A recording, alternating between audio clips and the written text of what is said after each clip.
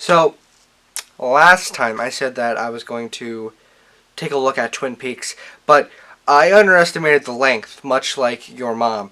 I just could not fathom sitting and watching the show. The first season was okay. I got through the first season. That was fine. It was 8 episodes. Sure, it was close to an hour per episode, but that was fine. Season 2, I only got through the first 3 episodes, and they say, oh, you gotta keep going with it. You gotta keep going with it. You could say that about anything. You could say that about anal sex. That doesn't mean I'm gonna go and get my ass for 22 45-minute sessions. Alright, I'm not into that.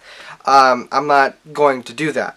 And then you got the Showtime Twin Peaks Return, which is like 18 episodes, and which is also close to an hour per episode, last time I checked. And I couldn't do it. I have a very short attention span as it is, you know? And like I said, I got shit to do. So it was a no-go for me. And it was just so slow-paced. It was slow-paced. It was so goddamn slow. The only interesting tidbits were when an agent captain from How I Met Your Mother was having goddamn shroom nightmares. That was the only interesting part. You got this little midget guy dancing in his red suit. You know, he's looking dapper, and everything is in reverse, and it's really goddamn creepy. The Red Room. Well, just Google search. Look it up on YouTube. You could skip the whole show. The only reason you would want to watch the show is so you can get the references in Psych Season 7? Dual Spires, which obviously is, it's a synonym. Dual, twin, spires, peaks. So that's the only reason why I would suggest watching it. I mean, apparently it's James Roday's favorite show, and I can sort of understand why, but with a show like Psych, I'd rather watch Psych. It's interesting, it's funny, and, not every joke is about goddamn jelly donuts and coffee. Anyway.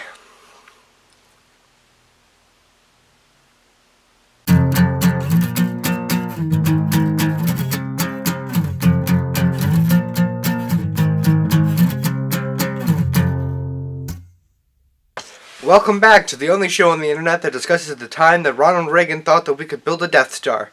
Today's topic will be Friends, the TV show, 1994 to 2004. Let the die roll. Alright, so we're going to start with how the show can be improved. There are too many goddamn misunderstandings. For a show that criticized other sitcoms for having too many misunderstandings. Well, I think this is the episode of Three's Company where there's some kind of misunderstanding. Then I've already seen this one. They sure do seem to like to use that gimmick. Oh boy,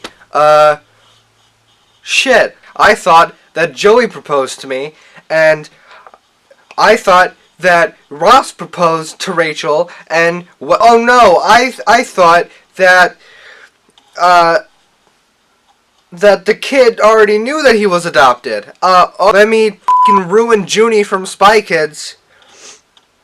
They also ended up way too happy for anybody living in New York. Monica and Chandler, sure they couldn't have kids, but they got twins. Twins, Basil. Twins, Austin. Joey becomes this big soap opera star. And now he's rich and he's going off, and, he gets his own spin-off, which only lasts 2 seasons. That show, by the way. We'll get to that another time, maybe. Also, Ross gets Rachel after 7 years of nothing happening between them. Like, the last, 10 episodes, it's like, oh, I want to f*** Rachel again, and Rachel's like, you can f*** me anytime you want, Ross. My dad just had a heart attack. The hell is up with that? Then we got Phoebe. Phoebe settles down with Paul Rudd. You may know him from Clueless, or I Love You Man, or Ant-Man, or... So she settles down, she gets married, which, for a guy that was like, I don't know, I ever want to get married, they sure, moved real quick. Let's move in together. I'm gonna propose to you at a goddamn basketball game. Come on. Seriously? Come on! Who else? Who else do we have left? That's all of them. That's all of them. They're way too happy. Okay? I'm a miserable person. They're way too happy. I've lived in New York, and it's goddamn miserable. Anybody living in New York. Now, I know Monica and Chandler moved out, but everybody else is still there. You know, they're way too goddamn happy. So that's just it. It's unrealistic. Definitely. Next thing.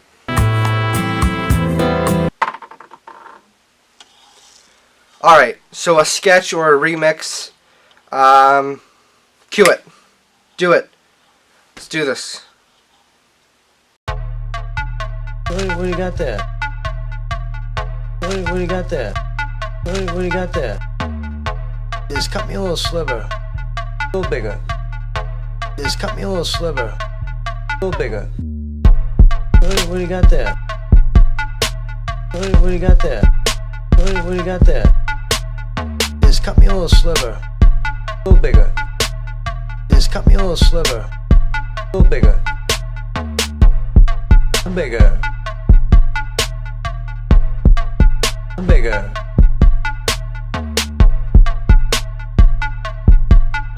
Bigger. What are you afraid you're gonna run out? Cut me a real pea. What are you afraid you're gonna run out? Cut me a real pea. Bigger. Just cut me a little sliver. A little bigger.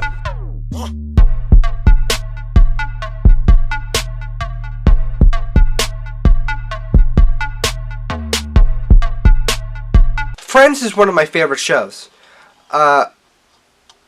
There's nothing wrong with Friends as a sitcom from the 90s, but looking at it through the lens of 2018, it's got some issues. Fan theories. So there's a theory that suggests that all of the friends are in Phoebe's head, like she's watching outside of Central Park, like watching like all of these friends, and she's like imagining herself as like part of them, because she's like really f***ed up in the head.